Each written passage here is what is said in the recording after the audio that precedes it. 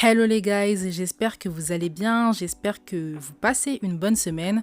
On se retrouve dans un nouvel épisode et on aborde la question du pardon. Comment je fais pour pardonner? Quel est mon état d'esprit? Quelles sont mes affirmations à ce sujet? J'enseigne sur les relations, vous le savez, comment être une personne qui a des relations saines. Je vous apprends aussi à avoir confiance en vous, la dignité, ne pas avoir peur de rejeter certaines personnes, d'exclure certaines personnes de votre entourage quand vous sentez que c'est pas une personne compatible avec vous, avec votre lifestyle. Je vous dis tout le temps qu'il faut filtrer les gens.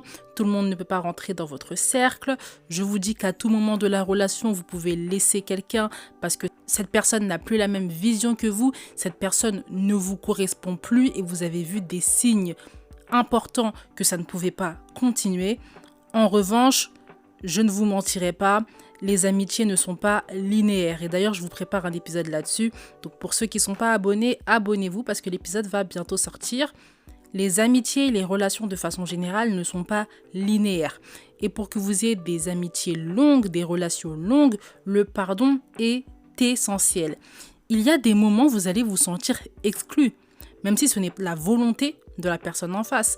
Il y a des moments où vous allez vous sentir jugé juste par un regard, par une parole. Et pourtant, ce n'était pas l'intention de la personne en face de vous. Il y a des moments où vous allez vous sentir incompris. Et à nouveau, ce n'est pas nécessairement l'intention de la personne en face. Et quand bien même c'est l'intention, sur toute la relation, combien de fois cette intention s'est manifestée? Si c'est une, deux fois, ça nécessite un pardon. Pour vous dire que le pardon est essentiel.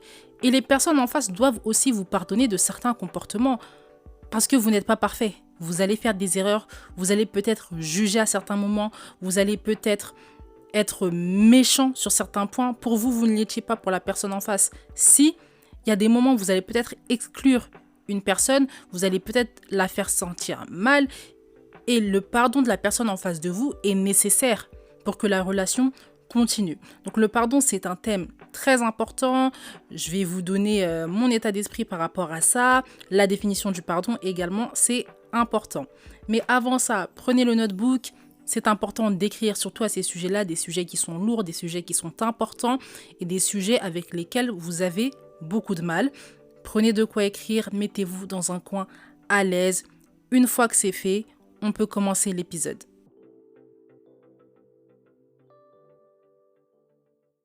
Qu'est-ce que le pardon? Le pardon, c'est une affaire de cœur. Ça, j'insiste vraiment avant d'être des excuses physiques, c'est une affaire de cœur. Tu peux prononcer des excuses, mais est-ce que dans ton cœur tu as pardonné? Est-ce que tu as le cœur léger? Est-ce que tu en veux encore à cette personne d'avoir eu tel comportement avec toi? Est-ce que tu juges cette personne à la lumière de ce qu'elle t'a fait? Est-ce que dans ton cœur, tu as pardonné?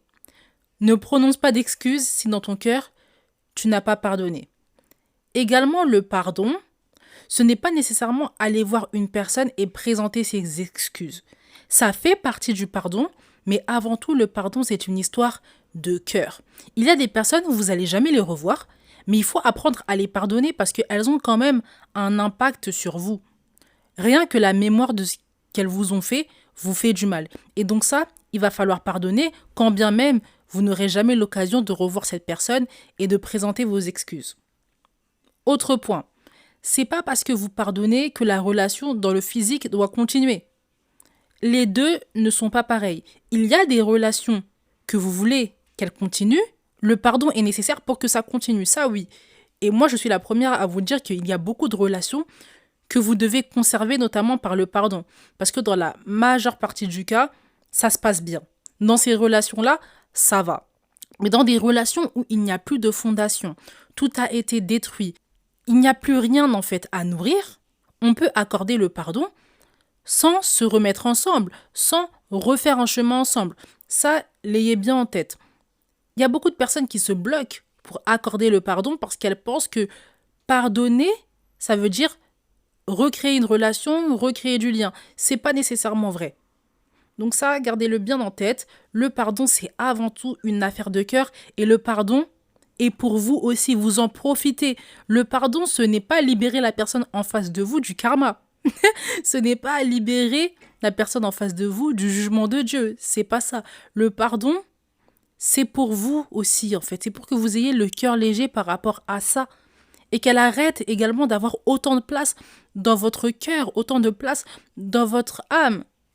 Cette personne-là, pour qu'elle sorte aussi de votre âme, pour qu'elle n'ait plus autant d'impact, il faut que vous lui pardonniez. Ça va la rendre à un niveau normal.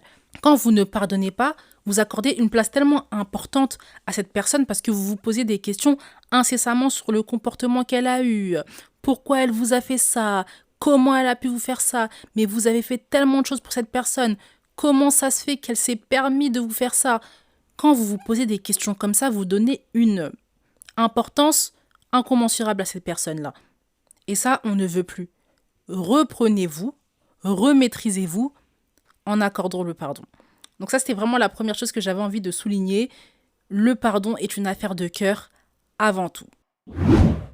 Une fois qu'on est au clair sur la définition du pardon, il faut accepter que longévité ne veut pas dire linéarité. Ce n'est pas parce que une relation amicale ou amoureuse est longue qu'elle est linéaire.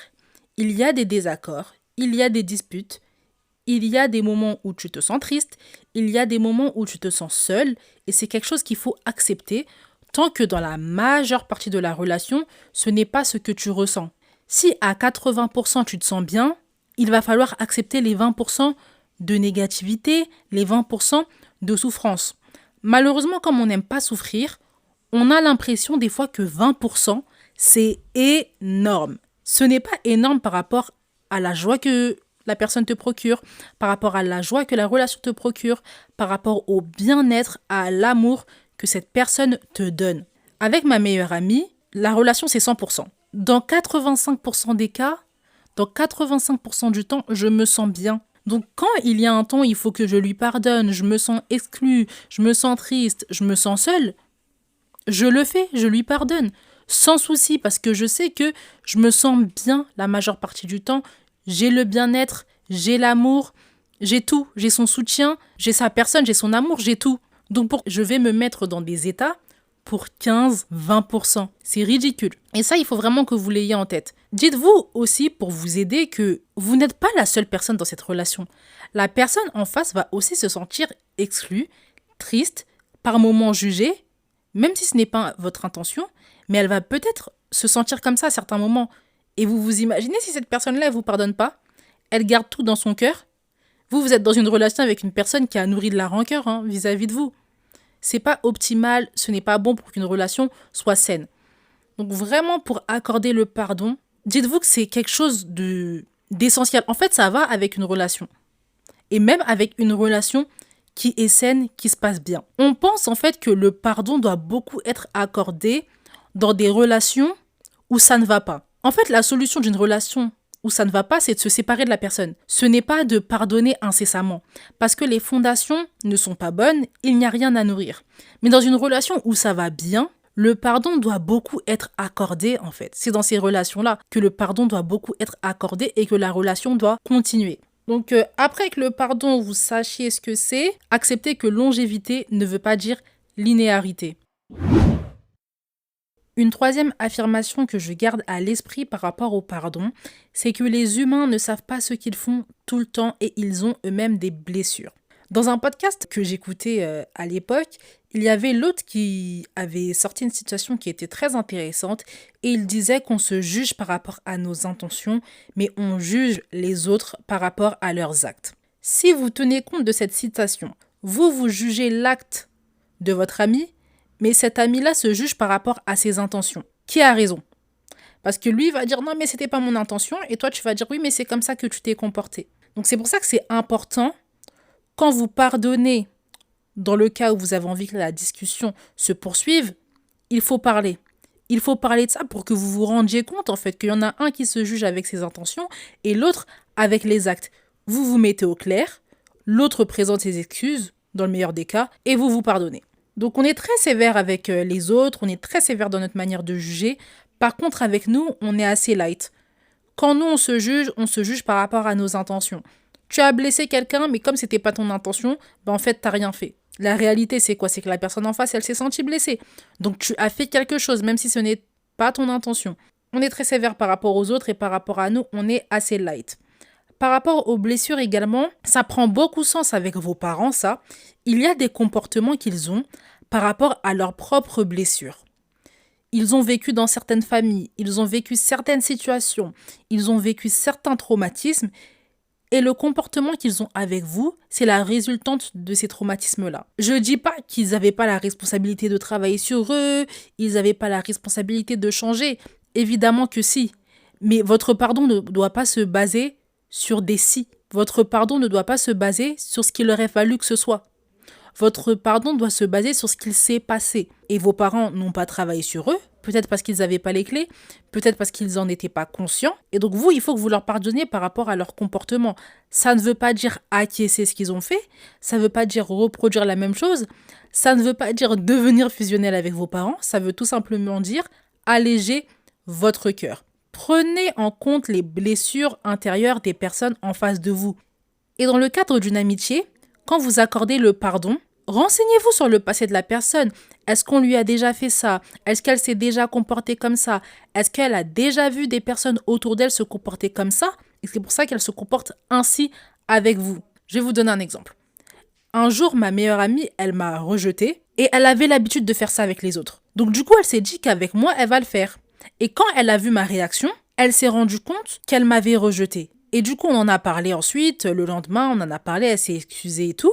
Et on en est venu à parler de son passé et de la relation qu'elle avait avec les autres. Et en effet, elle avait pris cette habitude-là, en fait. Et elle m'a rejetée pourquoi? Parce qu'elle pensait que je l'aimais pas, parce qu'elle pensait que j'étais comme les personnes de son passé qui disaient qu'ils l'aimaient, mais en vérité, dans les actes, ce n'était pas vrai.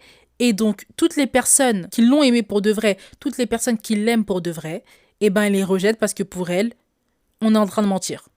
Donc, vous voyez, quand vous parlez du passé de la personne, vous voyez que cette personne-là, elle agit par rapport à ses blessures dont elle-même n'a pas conscience.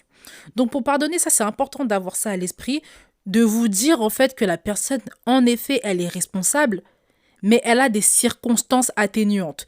Et si vous pouvez permettre en tant qu'ami que ce passé rejaillisse, que votre ami travaille sur son passé, travaille sur ses traumas, ça ne peut que être bénéfique pour votre ami et pour la relation. Un quatrième point, c'est que je demande pardon. Je demande pardon, du moins je m'efforce de demander pardon quand je sais que j'ai mal agi, quand je sais que j'ai blessé l'autre. Et quand tu demandes pardon, quand tu sais l'humilité que ça demande de demander pardon, tu ne peux pas faire la star pour accorder le pardon aux autres. Tu ne peux pas faire l'orgueilleux pour accorder le pardon aux autres parce que tu sais l'effort que ça demande à la personne en face de reconnaître ses torts et de venir te demander pardon. Et au-delà même du fait que certaines personnes viennent te demander pardon, tu sais à quel point en fait le pardon, on ne te l'a pas accordé tout le temps. Le pardon, on ne te l'a pas accordé tout le temps. Typiquement, là, j'ai demandé pardon à mon père pour quelque chose. Il m'a dit, j'ai rien contre toi, mais tu sens dans la voix que il m'a pas vraiment pardonné. Et quand je vois ça, en fait, je me dis, je ne peux pas faire la difficile avec les personnes en face de moi, en fait. Surtout celles qui viennent me le demander. Ce point-là, il s'adresse vraiment au cas où on vient à vous et on demande pardon, en fait. Dans les cas comme ça, ne faites pas les difficiles. Surtout quand vous demandez pardon, vous. Parce que vous savez l'humilité, l'effort que ça demande de venir demander pardon, d'assumer les torts. Des humains comme nous, des humains orgueilleux dans une société qui n'est que de plus en plus orgueilleuse. On vient, on s'abaisse, on demande pardon et toi tu fais la star. Non, non, non, non, non, non. Ça c'est quand toi tu demandes pas suffisamment pardon. Parce que si tu demandais beaucoup pardon, je t'assure que tu serais pas orgueilleuse comme ça. Tu serais pas en train de te gonfler d'orgueil, tu serais pas en train de laisser l'ego parler parce que tu sais l'humilité que ça demande de demander pardon et tu sais qu'il y a des moments où on te l'a pas accordé alors que tu en avais besoin pour avoir une meilleure conscience. Tu sais que on te l'a pas accordé alors que tu le voulais, t'en avais besoin. Tu le sais. Donc pourquoi tu ferais la star avec certaines personnes? Demander pardon, ça c'est vraiment une vraie astuce. Demandez pardon et vous pardonnerez plus facilement les personnes qui sont autour de vous. L'épisode va reprendre son cours, mais avant ça, n'oubliez pas de mettre les étoiles et les commentaires si l'épisode vous plaît, si vous tirez des enseignements de celui-ci. Également, partagez-le à des personnes que ça peut aider. Le pardon, c'est un thème qui est très important et souvent pas compris. Donc, je pense qu'il est essentiel que vous le partagez à des personnes qui en ont besoin. N'oubliez pas les étoiles et les commentaires. Une fois que vous avez fait ça, on peut repartir à ce qu'on disait. Le 5e point que j'applique, c'est que je vis mes émotions avant de pardonner. Si tu ne vis pas tes émotions avant de pardonner, tu vas accorder un pardon sur du vent. Tu sais que cette personne-là t'a fait du mal, tu sais que cette personne t'a trahi, mais tu t'es pas plongé dans tes émotions, t'as pas envie de te sentir triste, t'as pas envie de te sentir mal, t'as pas envie de pleurer. Du coup, tu dis bon, cette personne-là m'a fait du mal, c'est pas grave, je pardonne. Si tu fais ça, ce ne sera pas un réel pardon parce que les sentiments vont ressortir après et tu auras encore de la rancœur, tu auras peut-être de la haine, tu auras peut-être envie de vengeance parce que tu t'es pas plongé dans tes émotions. Quelqu'un t'a fait du mal, pleure, avoue-toi, assume que c'est triste, assume que tu t'es senti jugé, assume que tu t'es senti pas considéré. Sens-toi mal, vis tes émotions. S'il faut pleurer, pleure. S'il faut crier, crie. S'il faut que tu écrives, écris.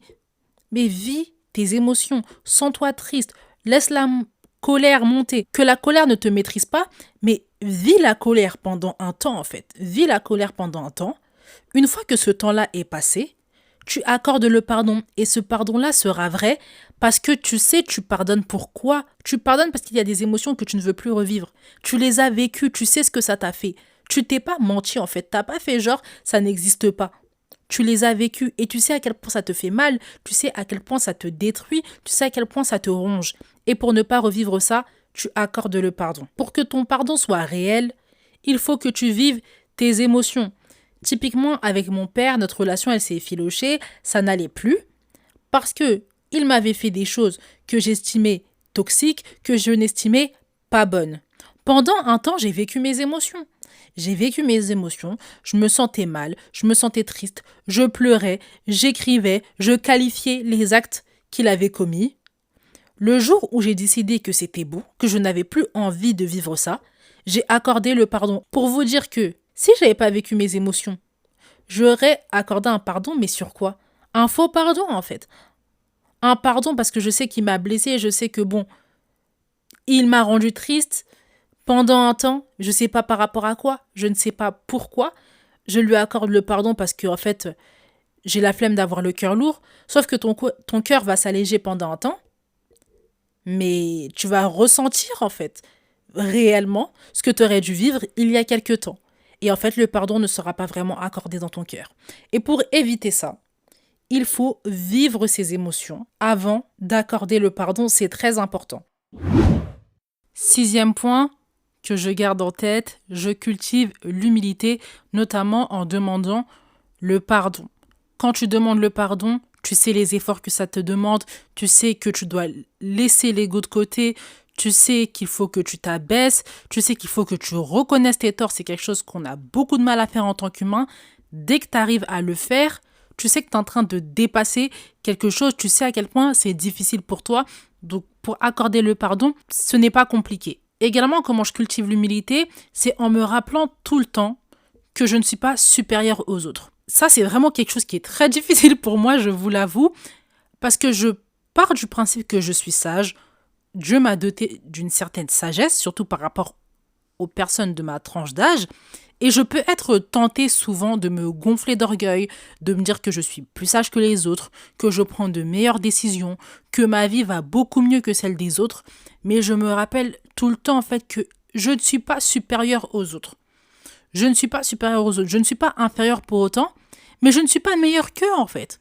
Et quand tu sais que tu n'es pas meilleure que certaines personnes, que toi aussi tu agis mal à certains moments, que toi aussi tu as tes défauts, tu n'es que plus indulgente avec les personnes en face, tu n'es que plus indulgent pour juger de leur comportement en fait. Donc ça c'est quelque chose que je cultive.